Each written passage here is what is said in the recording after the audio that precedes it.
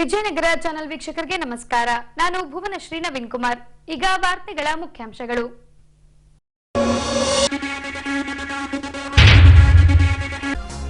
ನಗರದ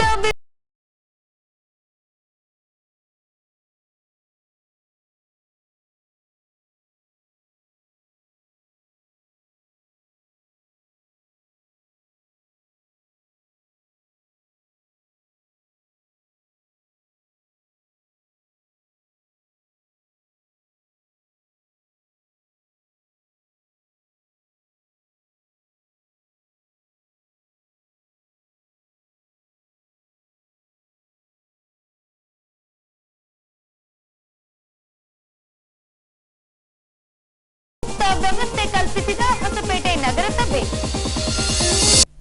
ಈಗ ವಾರ್ತೆಗಳ ವಿವರ. ಗಣೇಶ ಉತ್ಸವ ಆಚರಣಾ ಸಮಿತಿಗಳಿಂದ ನಗರದ ವಿವಿಧ ಏರಿಯಾಗಳಲ್ಲಿ ನಾನಾ ಭಂಗಿಯ ಗಣೇಶನ ಮೂರ್ತಿಗಳನ್ನ ಪ್ರತಿಷ್ಠಾಪಿಸಿ ನಿತ್ಯವೂ ಪೂಜೆ ಸಲ್ಲಿಸುವಲ್ಲಿ ತೊಡಗಿಸಿಕೊಂಡಿದ್ದಾರೆ. ಇದರಲ್ಲಿ ಕೆಲ ಮೂರ್ತಿಗಳನ್ನ 3ನೇ ದಿನದಂದು ವಿಸರ್ಜಿಸಿದರೆ ಇನ್ನು ಕೆಲ ಮೂರ್ತಿಗಳನ್ನ 5ನೇ ದಿನದಂದು ವಿಸರ್ಜಿಸಲಾಗುತ್ತದೆ.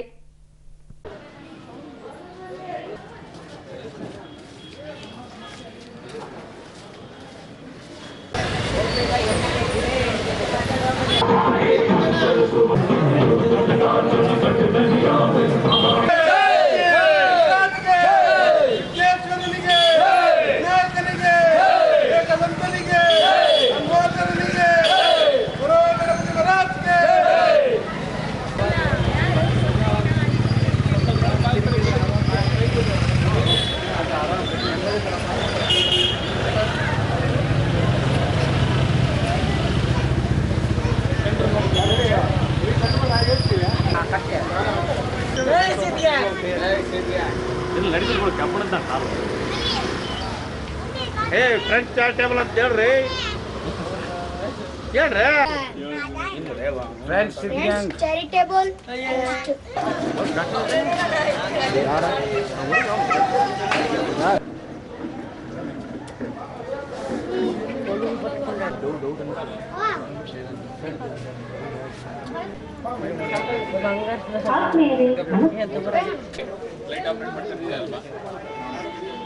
ಆತ್ಮೀಯರೇ ನಮಸ್ಕಾರ. ಹೊರಗೆ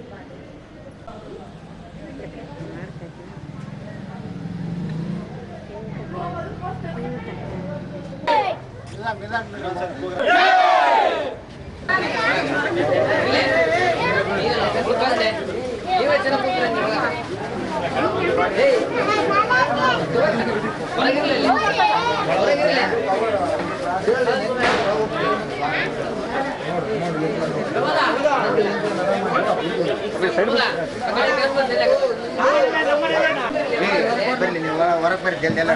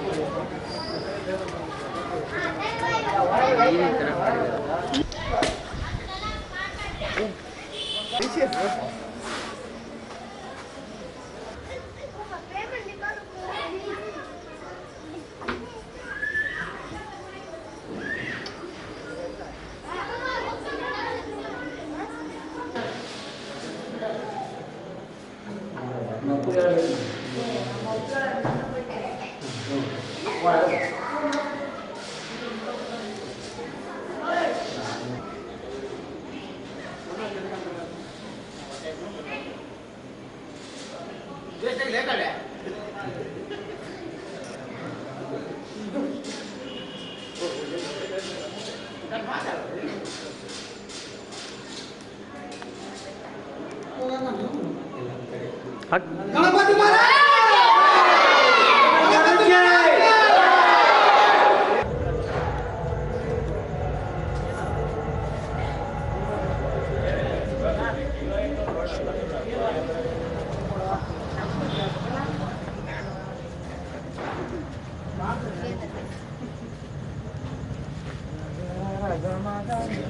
ಇಲ್ಲ ನೋಡು ಅಲ್ಲಿ 270 ಇಲ್ಲಿ 20 ಏ ಕೈ ತೆಗಿ ನಗು ಇಲ್ಲ ಇಲ್ಲ ನಮ್ಮ ಅಡಲು ಹುಡುಗರು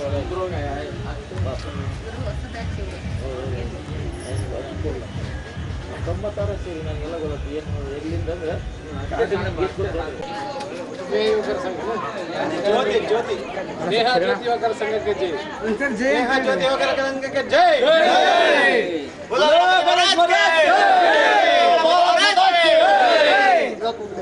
बोलो गणपति महाराज के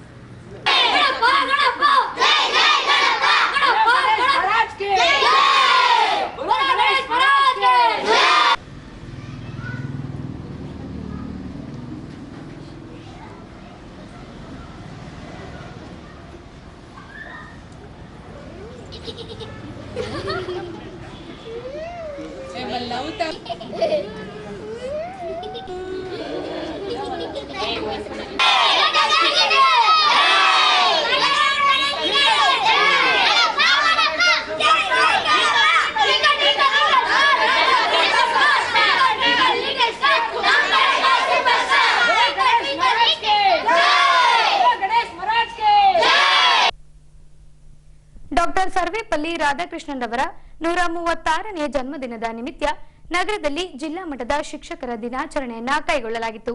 ಈ ಸಂದರ್ಭದಲ್ಲಿ ಉತ್ತಮ ಕರ್ತವ್ಯ ನಿರ್ವಹಿಸಿಕೊಂಡು ಬರುತ್ತಿರುವ ಶಿಕ್ಷಕರಿಗೆ ಸನ್ಮಾನಿಸಿ ಪ್ರಶಸ್ತಿ ಪ್ರಮಾಣ ಪತ್ರ ನೀಡಿ ಶುಭ ಹಾರೈಸಲಾಯಿತು.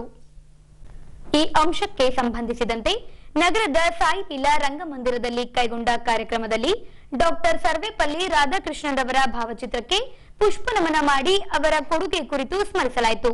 ಬಳಿಕ ದೀಪ ಬೆಳಗಿಸುವ ಮೂಲಕ ಶಿಕ್ಷಕರ ದಿನಾಚರಣೆಗೆ ಚಾಲನೆ ನೀಡಲಾಯಿತು. ನಂತರ ಉತ್ತಮ ಕರ್ತವ್ಯ ನಿರ್ವಹಿಸಿಕೊಂಡು ಬರುತ್ತಿರುವ ಶಿಕ್ಷಕರನ್ನ ಗುರುತಿಸಿ ಸನ್ಮಾನಿಸುವುದರ ಜೊತೆಗೆ ಪ್ರಶಸ್ತಿ ಪ್ರಮಾಣ ಪತ್ರ ನೀಡಿ ಶುಭ ಹಾರೈಸಲಾಯಿತು.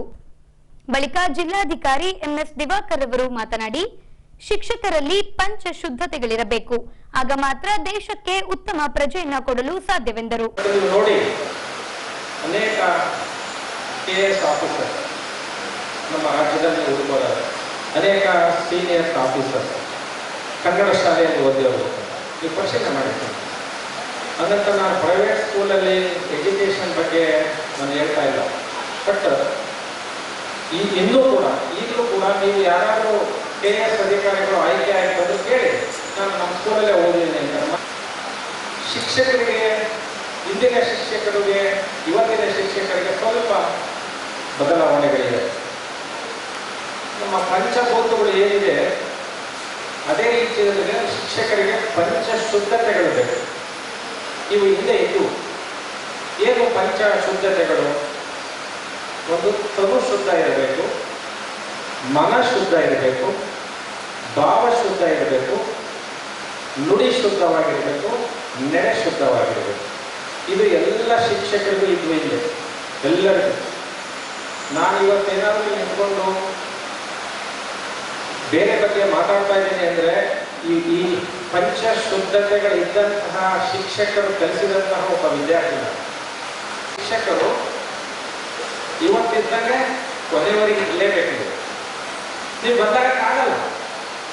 199% ಬದಲಾಗಕ್ಕಾಗಲ್ಲ. ಯಾಕೆ ಇನ್ನು 1% ಬದಲಾಗ್ತಾರೆ. ಯಾಕಂದ್ರೆ ಸ್ವಲ್ಪ ವಸೂಲಿ ಬಿಸಿ ಹಚ್ಚಿ DDPI ಆಫೀಸ್ನಾಗೆ PDO ಆಫೀಸ್ನಾಗ ಬಂದು ಲೆಕ್ಕ ಬರೆಯಕ್ಕೆ ಕೂತ್ಕೊಂಡ್ಬಿಡ್ತಾರೆ.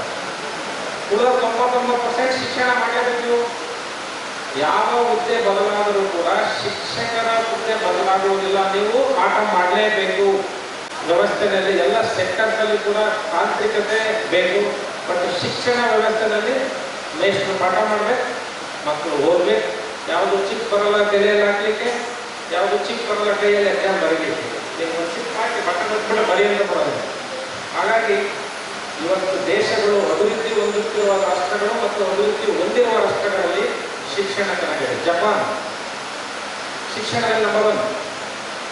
ಯಾವ ದೇಶಗಳ ಅಭಿವೃದ್ಧಿ ಇಂಡಸ್ಟ್ರಿ ಮತ್ತೆ ಬೇರೆ ಮೇಲೆ ಡಿಪೆಂಡ್ ಆಗಿದ್ರು ಕೂಡ ಮೊದಲಿಗೆ ಶಿಕ್ಷಣ ಬೇಕು. ಹಾಗಾಗಿ ನೀವು ಕೊಟ್ಟಿರ್ತಕ್ಕಂಥ ಶಿಕ್ಷಣ ಅದು 1ರಿಂದ 10ನೇ ತಾರೀಕು ಕೊಡ್ತಕ್ಕಂಥ ಶಿಕ್ಷಣ ಬಹಳ ಮಹತ್ವವಾಗಿದೆ.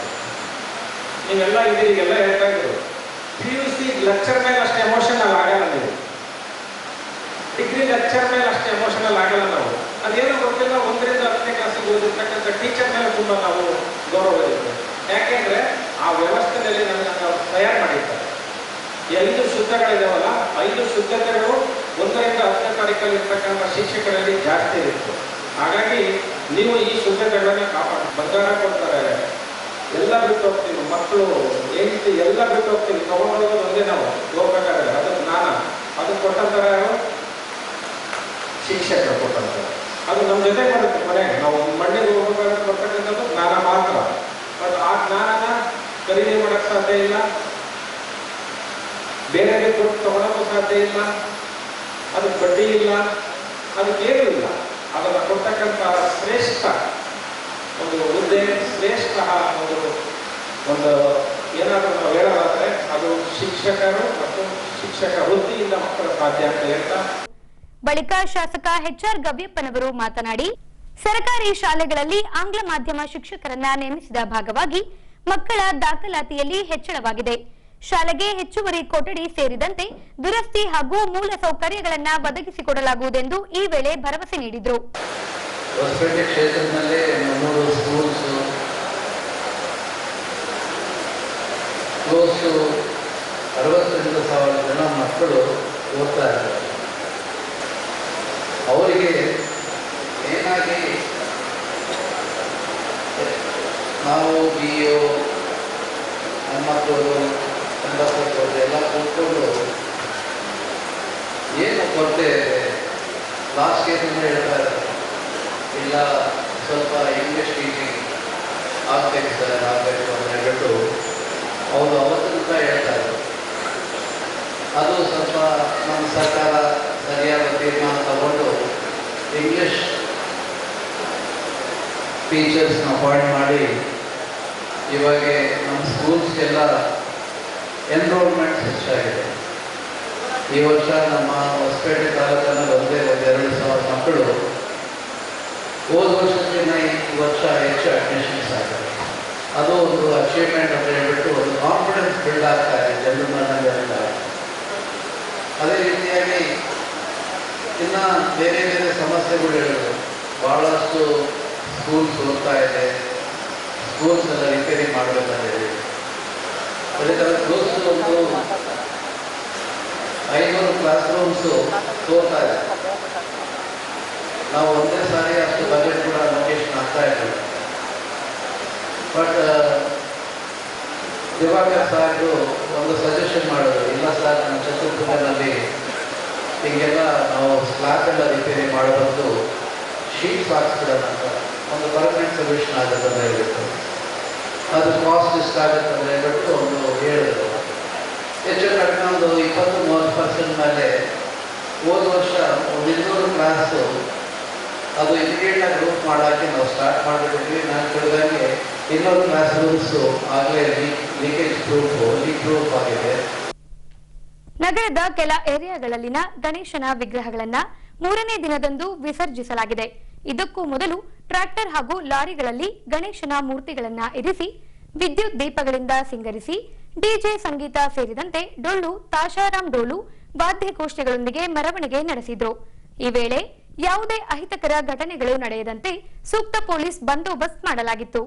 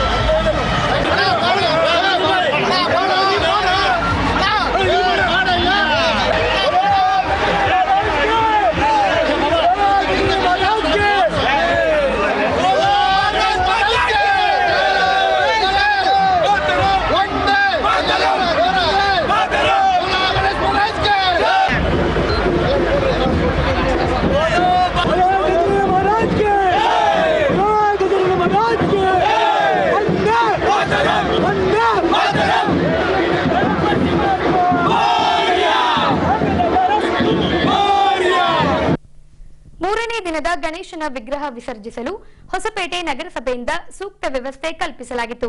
ಹೊಸಪೇಟೆ ರೈಲ್ವೆ ನಿಲ್ದಾಣದ ರಸ್ತೆಯಲ್ಲಿ ಬರುವ ಎಲ್ಎಲ್ಸಿ, ಹರಿಹರ ರಸ್ತೆಯಲ್ಲಿ ಬರುವ ಎಚ್ಎಲ್ಸಿ ಕಾಲುವೆ ಬಳಿ ಲೈಟಿಂಗ್ ವ್ಯವಸ್ಥೆ ಸೇರಿದಂತೆ ಕ್ರೇನಿನ ವ್ಯವಸ್ಥೆ ಹಾಗೂ ಇತರೆ ಸುರಕ್ಷತೆಯನ್ನ ಕಲ್ಪಿಸಲಾಗಿ ಧಾರ್ಮಿಕ ವಿಧಿವಿಧಾನಗಳ ಪ್ರಕಾರ ಪೂಜೆ ಸಲ್ಲಿಸಿದ ಭಕ್ತರು ಗಣೇಶನ ವಿಗ್ರಹಗಳನ್ನ ಕಾಲುವೆಯಲ್ಲಿ ವಿಸರ್ಜಿಸಿ ಭಕ್ತಿ ಸಮರ್ಪಿಸಿದ್ರು.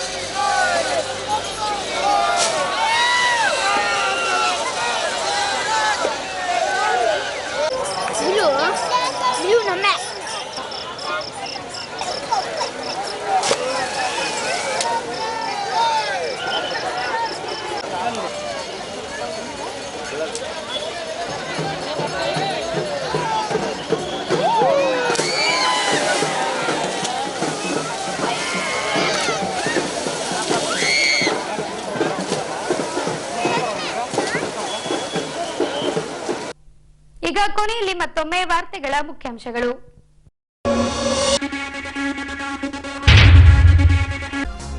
ನಗರದ ವಿವಿಧ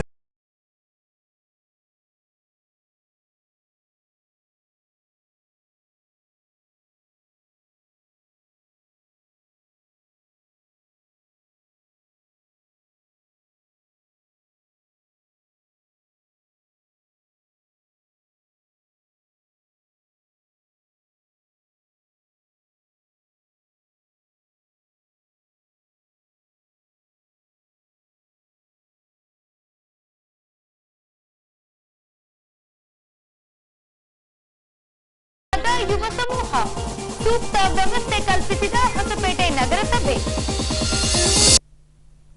ಇಲ್ಲಿಗೆ ವಾರ್ತಾ ಪ್ರಸಾರ ಮುಕ್ತಾಯವಾಯಿತು. ನೈಜ ಸುದ್ದಿಗಳಿಗಾಗಿ ನೋಡ್ತಾ ಇರಿ ವಿಜಯನಗರ ಸುದ್ದಿವಾಹಿನಿ. ನಮಸ್ಕಾರ.